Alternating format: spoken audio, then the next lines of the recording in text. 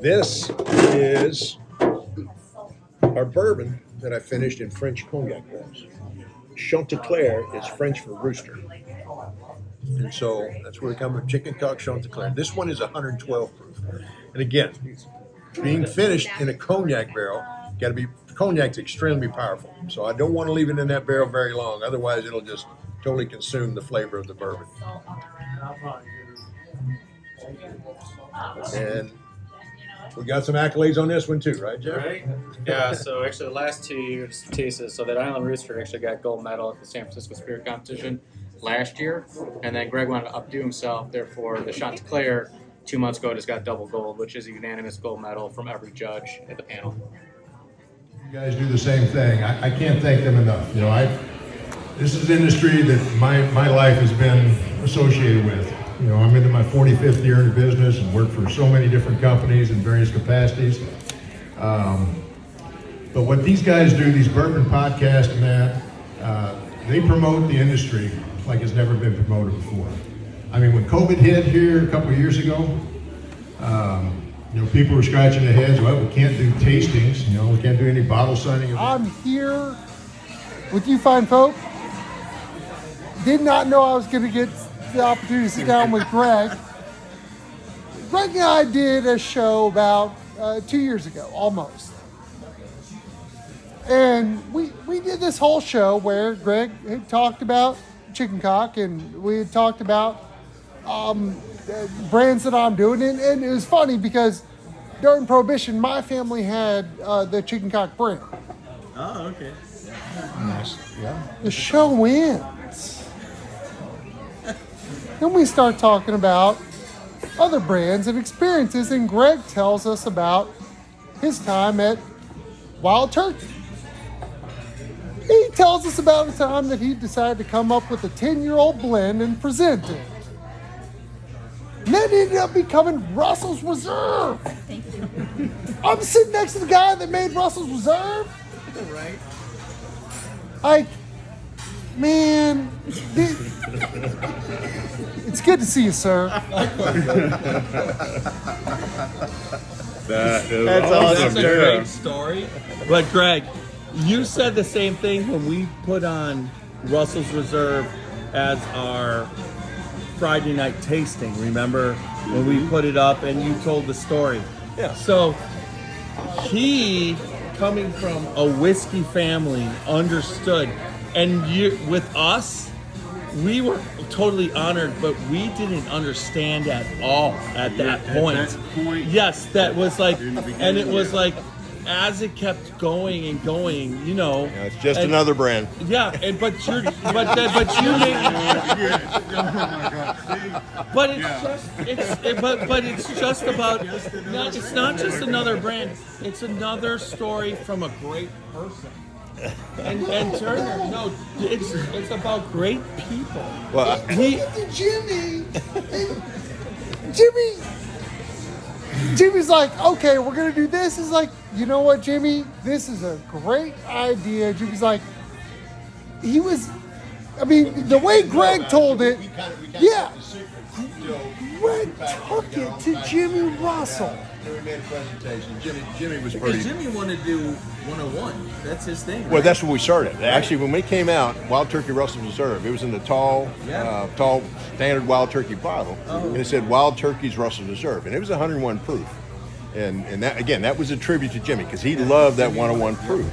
And again, the whole thing was a tribute to one of the greatest master distillers ever walked this earth, Jimmy Russell. So that's what the whole thing was. But it about. also comes down to you guys had this huge amount of aging bourbon that's that what you at prompted. the time, like you've explained to me many times, that it was not what people were buying. And that's where it was going to pass its time, where you couldn't even sell it anymore. And that's where the Russell's Reserve came from. And look at, like you said, Turner, it just turned into... You took it, you took a concept to a space that was unfathomable because you made an affordable 10-year-old single barrel that then became attractive to everyone and became kind of a staple of what American whiskey can be in the mid, 2010s, 2020s. And forever, yeah, you'll always be revered in my mind, because you've accomplished more than I ever could. And this guy decided to tell me this at the tail end of an hour long. We cut the tape when he told us this story. And I was texting my partner Jordan. We're like, "What the motherfucker?" Like, we just found out this, and go buy Chickencock. Do it tomorrow. All right. This is Alan Bishop, head alchemist at Spirits of French Lick. Be on the lookout for our brand new bottled and bond Solomon Scott rye whiskey. Made from a mash composed of 65% rye, 35% corn, and 5% victory malt. This 5-year-old 100 proof rye whiskey is a throwback to early 1800s style rye whiskeys of the Ohio Valley. Named after the legendary Daisy Spring Mill distillery owner turned moonshiner Solomon Scott of Paoli, Indiana. Remember, drink responsibly and never drink and drive.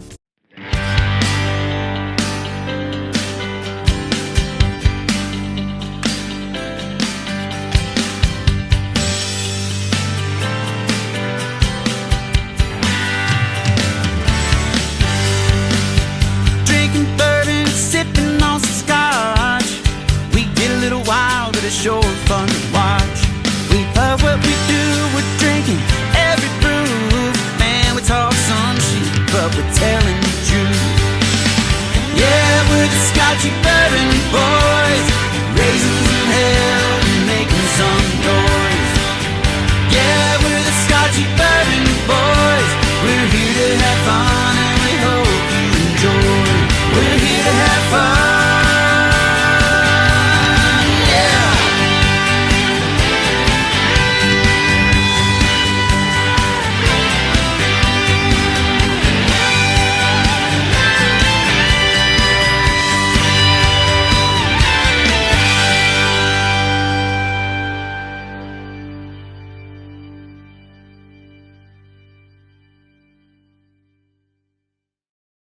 Hear their story, you hear what they've done for the industry, and you just sit back with your jaw down to about here and listen to the knowledge that these ladies and gentlemen have in this industry, and Gregg is no exception. He is the master distiller for Chickencock, which you're going to be sampling and tasting it today. And he also has some other great history in this business that he's been in for over 40 years. So I'm going to turn this over to Mr. Snyder. They're all yours, buddy. All right. First off, thanks for coming this evening. I think it's kind of a short notice. We kind of threw some things together, but appreciate everybody coming to the event. I enjoy this very much, and as Eric said, this industry, I've been in 45 years. I know it's hard to believe I started when I was 5, but that's but it's true. I mean, you meet people like Eric, through your working throughout the industry, and you cross paths with so many people like Eric, like Tiny over here, and you share a lot in common. The passion that these guys have, emulates a lot of the passion I have and have learned to love over the years. So it's an honor for me to be here and share with you a little bit about Chickencock whiskey, and get to taste a little bit too, which is the icing on the cake. So, yeah, thanks for coming. I guess we've got some hors d'oeuvres, for those who want to nibble along the way. Got water to cleanse your palate, but I think we're going to try 4 different expressions this evening. But before we get into that, let me tell you a little bit about the history. I'm going to sit down so I don't have to stand up on these old feet right now. So, I do tastings all over the country. What do you think the first question is I get? Where did you come up with that name? So many people are intrigued and some find it humorous, but I didn't create the name. The truth is, the brand originated in Paris, Kentucky in 1856. It's older than the Civil War, it's older than Jack Daniels, it's older than a lot of things, especially me. But it's actually 100 years old. I just had a birthday this past week, but a guy by the name of James A. Miller built this distillery in Paris, Kentucky, 1856. He was making a whiskey he was so proud of, he felt it was worth crowing about. So that's why he called it Chickencock whiskey. You got to remember, 1856, Americans were still using the Old English language. And the term for male chicken was a cock. The term rooster didn't originate to the late 1800s, early 1900s. So that's how the brand actually got its name. All right, gang. All right. I appreciate every one of you so much. Thank you so much for We appreciate you, Greg. to my neighborhood, invite me to go to dinner to my favorite place. How can I say no? Right. Exactly. I've been working on it. Let's see if I got it down.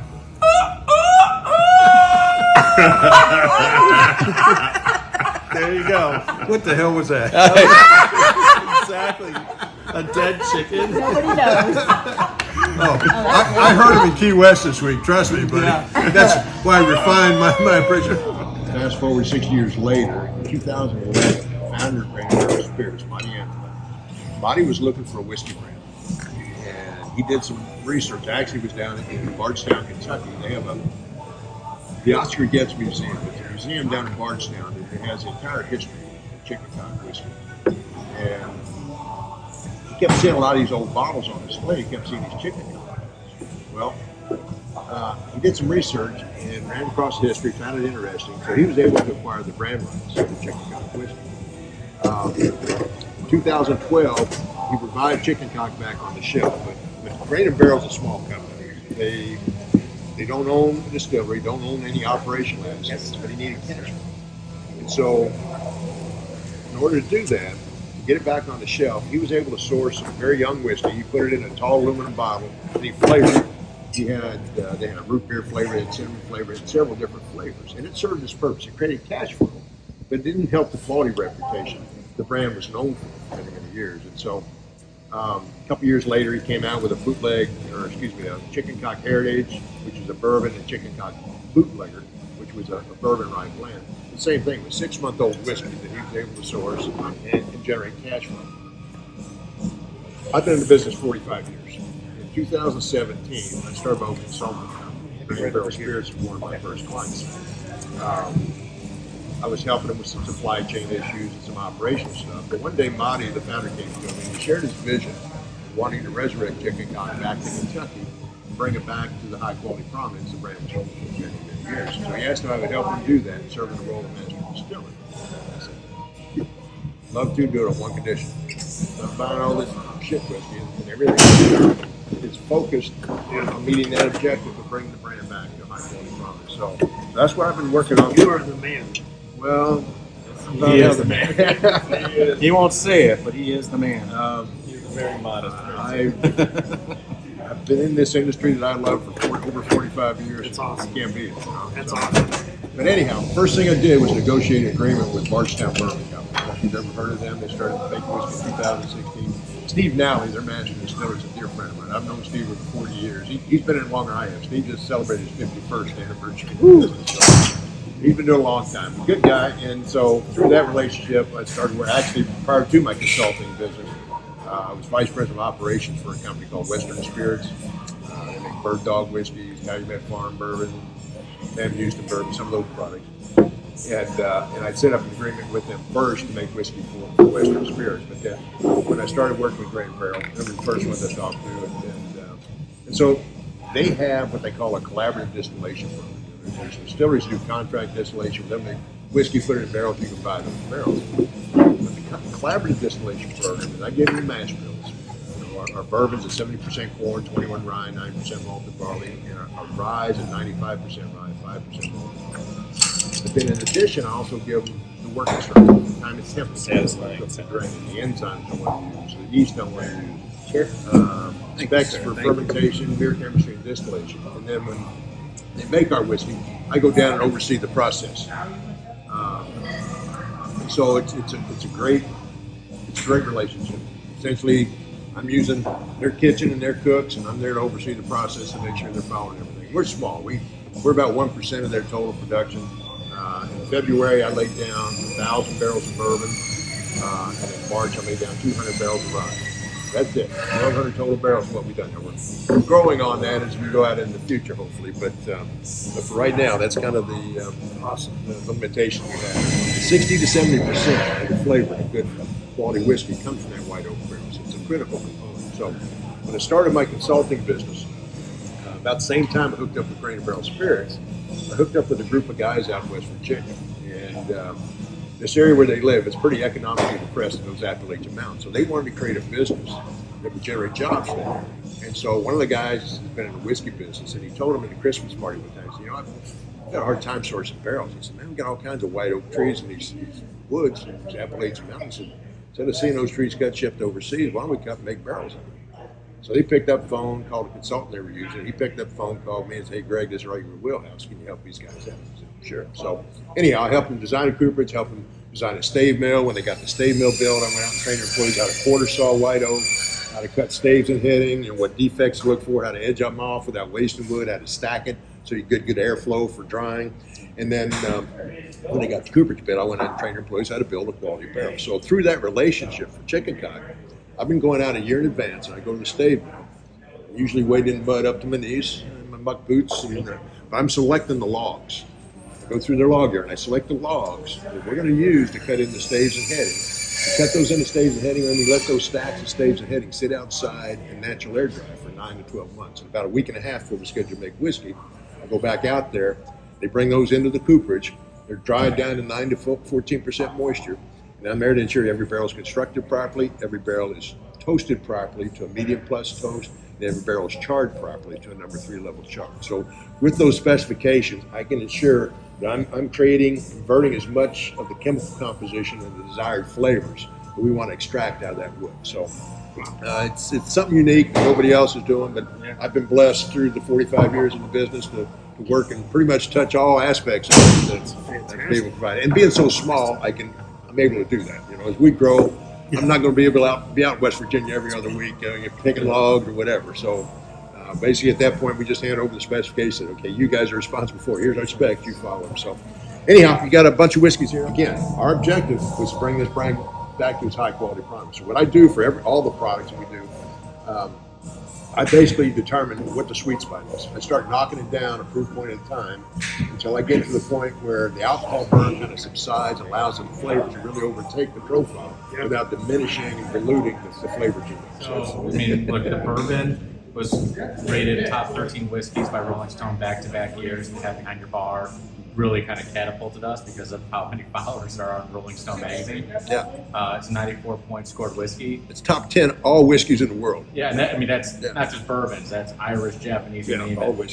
So that was great recognition. This mine, Joe. Yeah. Okay. Is this yours? Interesting.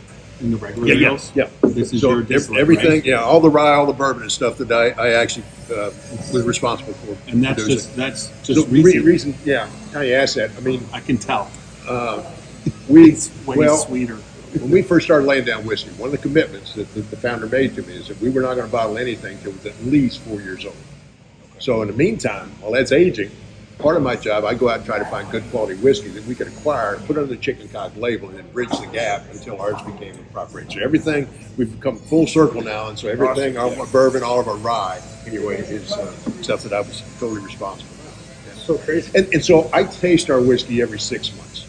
Once we barrel it, I have a program where I taste it every 6 months, see how it's evolving. And in all honesty, by paying attention to detail, doing the things that we're doing, I mentioned I'm creating more flavors. I'm creating as much flavor as that barrel has to offer. 80 to 90% of the distilleries in Kentucky, their barrel specification is no natural air drying, no toasting, and number 4 level char, which is the heaviest char. The reason they do that, it's $50 to $75 cheaper a barrel. Okay? But you take a company like Jim Beam, they fill over 500,000 barrels a year. So $50, there's $25 million they'd have to spend on barrels that year. So there's economics. And they're making good whiskey, not knocking them. But when you do that, a number 4 level char, you get about an 1/8 inch of char on the inner surface of the barrel. And then you get about a 1/16 of an inch of what they call the red layers, the conversion of the hemicellulose and lignin that exists in white oak into the caramel and vanilla flavors. So they've utilized 3/16 of an inch of that wood. Well, that whiskey is going to soak at least a 1/2 inch into that stave. So there's 5/16 of an inch. They haven't created any flavor. So by doing the natural air drying, by toasting before we're charring, and only giving a number 3 level char, I'm creating as much flavor as that barrel. So that whiskey soaks in a half inch, it's picking up flavor, and so I got more flavor to extract. I don't believe in accelerated maturation, but our 4-year-old to me is comparable to most 6-year-olds because I've been able to extract that much more flavor that I've created. So Awesome. Yeah. Do you toast the barrel or do you toast the staves first and then make the barrel? So once the barrels, basically they take the staves, they equalize them, they plane them, join them, and then they assemble the barrel, the outer shell. Okay, it's sitting like in this format. They run it through a steam tunnel to heat it up and put some steam in to make it pliable. Then they bend the staves. A big cone comes down and pulls the staves in, and then they bend the staves. So it's just the outer shell. Okay, the heads are a separate process. One of the things that helped these guys in West Virginia design was I call it a toasting carousel. Basically, that barrel, just the outer shell of the barrel, the heads aren't in it, goes onto a turret, and that turret slowly spins as it goes around this carousel. Before it takes off, there's an infrared heating element. It's 36 inches long, the entire length of the barrel. Comes down inside that barrel, and it heats up as it takes off. It gets up to 1,000 degrees Fahrenheit.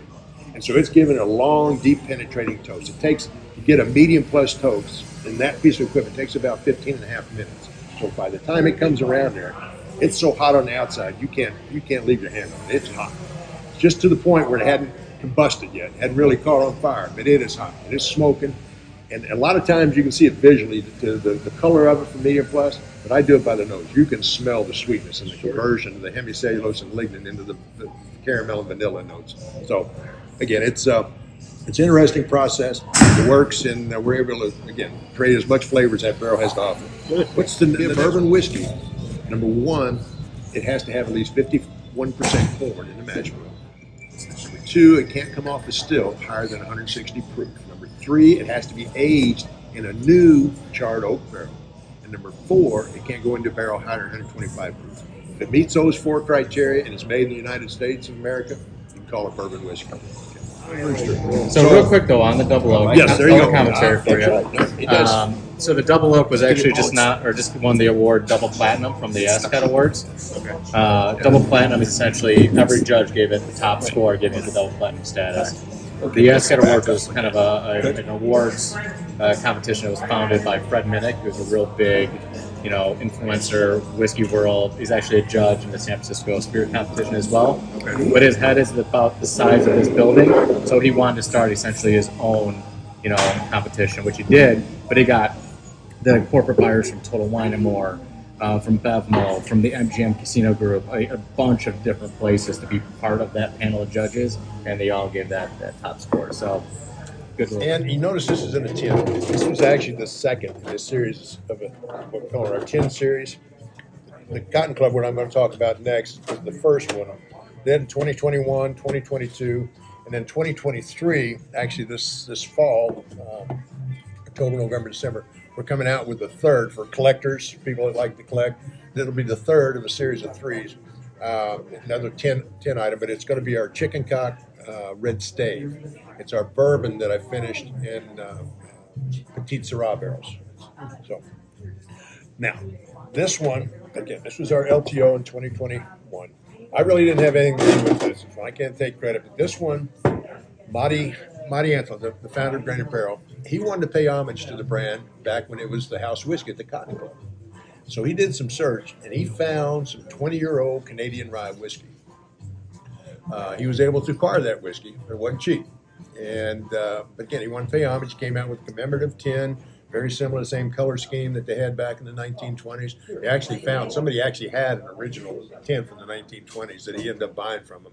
But it was immaculate, just in such great shape. I know it's a little dark in here, but notice how light this whiskey is. Okay, similar package. It was, of course, it was a pint back then. And this is 100 proof, the same that was bottled in the 1920s. But how light that is. People say that can't be 20-year-old rye whiskey. It's too light. Yeah, it is 20-year-old rye whiskey, Canadian rye whiskey. You got to think back what happened in 1920. In 1920, most of the distilleries shut down because of prohibition. Well, guess what? When they were shut down, all the cooperages had to shut down because they just lost their customer base, the barrel manufacturers. So that forced Canadian distilleries to start aging their whiskey in used barrels. And even today, most Canadian whiskey is aged in used barrels. Based on that color, I'd say it's probably the third time that barrel was used. And then when they put that in there, it's at 20 years. But every time you use a barrel, there's less color to extract, less flavor to extract. The complexity of flavors in this is unlike any rye whiskey I've ever drank in my life. I mean, it's got fruity floralness to it. It doesn't taste anything like a rye whiskey I've had before. So give it a try. Tell me what you think. Up within about as high as it'll take it. Then they actually had backset back on top of it. I don't know if you saw it said 9 inches on the top on that board over there. They'll bring it up, add enough backset to bring it up within 9 inches of the top of the ferment. Now, once they get it in there, they turn the agitator on and stir it all up real good, just to get it mixed up, and then they shut it off. Then it'll work. It'll actually start fermenting for 3 days, 72 hours. It's a fermentation process. There's no mechanical agitation going on. This is just all the natural activity of the yeast burning the fermentable sugar into alcohol. See all those bubbles? Every now and then, what'll happen, that grain will start settling to the bottom. And as it starts converting, all that CO2 will build up under it, and all of a sudden you just see a big blob of grain come out and roll over on the top of it. CO2 is lifting it back up. So I think you're adding the backset back on top of it now to bring it up to within 9 inches.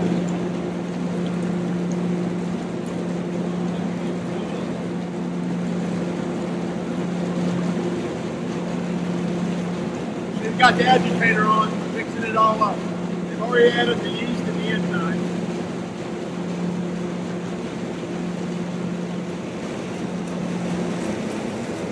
Reach that, how cool it is, number one.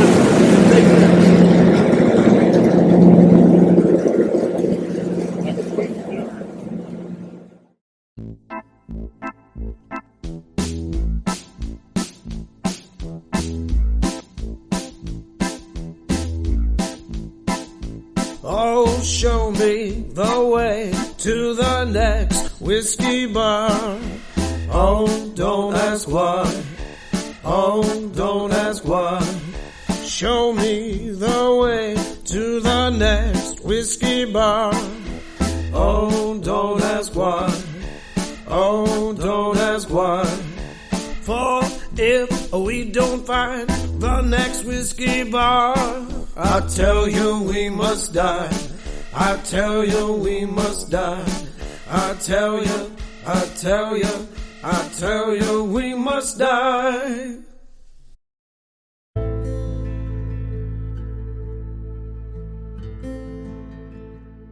Hey, Scotchy Bourbon Boys fans, this is Alan Bishop, Indiana's alchemist of the Black Forest. So I'm tuning in here today to tell you all about the One Piece at a Time Distilling Institute channel on YouTube. If you're at all interested in the art of distilling, whether it be home distilling or professional distilling, and the intense geekery that goes into that process, then check out the One Piece at a Time Distilling Institute on YouTube. I promise you're going to learn something you didn't know before about the arts.